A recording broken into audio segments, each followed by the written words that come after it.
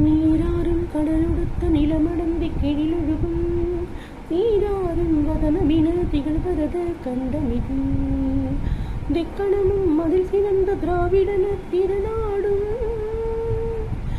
தக்க திரு பிரினுதலும் தரித்தனரும் திலகமுமே அத்திலக வாசனை போல் அனைத்துலகம் இன்பமுற இத்திசையும் புகழ் மணக்கு இருந்த பெரும் தமிழனங்கே தமிழனங்கே உன் சீரிழமை சிதம் வியந்து செயல் மறந்து வாழ்த்துதுமே வாழ்த்துதுமே வாழ்த்துதுமே.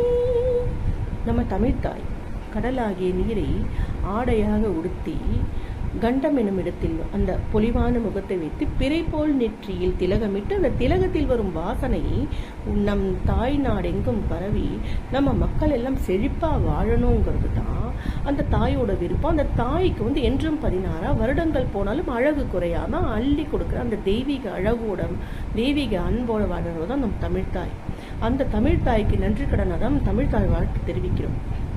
அது எல்லாத்தையும் 3ஆவதா போட்டுட்டாங்க. அது ஒரு வேதனைக்குரிய விஷயம். அதில் நம்ம பிச்சைக்கார தம்பி ஒருத்தர் இருக்காரு இல்லை, ஒரு பேர் டக்குன்னு வரல, வாடகை கூட கட்ட முடியல பாவம் அவரால். என்ன ஒன்று ஒரு கார் இருக்குது, ஒரு சில கோடிகள் இருக்குது, அவ்வளோதான். இல்லை ஒரு பங்களா இருக்கும், அவ்வளோதான். வாடகை கட்ட முடியலன்னா பாவம். அவர் என்ன சொன்னார், ஆதவுன்றார் ஆந்த மூஞ்சில் இது ஆதவ் என்ன சொன்னார், ஆதவ் தமிழ்த்தாய் வாழ்த்து தான் முதல்ல பாடணும்னு சொல்லியிருந்தாருன்னு அந்த தம்பி பிச்சைக்கார தம்பி சொல்லிச்சு. கடைசியில் பார்த்தா அங்கே பதவியேற்பு விழாலையும் அவர் எதுவுமே சொல்லலை, சரிங்களா. அவங்களோட இதை பாட வச்சுட்டாங்க. நெக்ஸ்ட்டு இவங்க என்ன பண்ணாங்க, சரி இந்த பிச்சைக்கார தம்பி பாவம் அவர் என்ன பதவி போயிடுமேன்னு பயந்தான், வேற என்ன. அதுக்கப்புறம் என்ன பண்ணாரு, அடுத்து நாங்கள் பார்த்துக்குறோம் கரெக்டாக. இப்போ ஒரு நிகழ்ச்சியிலையும் பாடலை. கேட்டதுக்கு நான் ரெக்வஸ்ட் வச்சுக்கிறேன் ரெக்வஸ்ட் வச்சிருக்காராம். ஆனால் அவர் இன்னைக்கு நடத்துகிற நிகழ்ச்சியில் மட்டும் அந்த பாட்டை தமிழ்த்தாய் வாழ்த்து பாடுவாராம். இவர் என்ன பாட வைக்கிறது, தமிழ்த்தாய் நினச்சா உன்னை தூக்கி அடிச்சிடும். மின்வெட்டு பார்த்தீங்களா எப்படி இருக்குன்னு, எல்லாமே வெட்டு மின்வெட்டு எல்லாம் இருக்கு.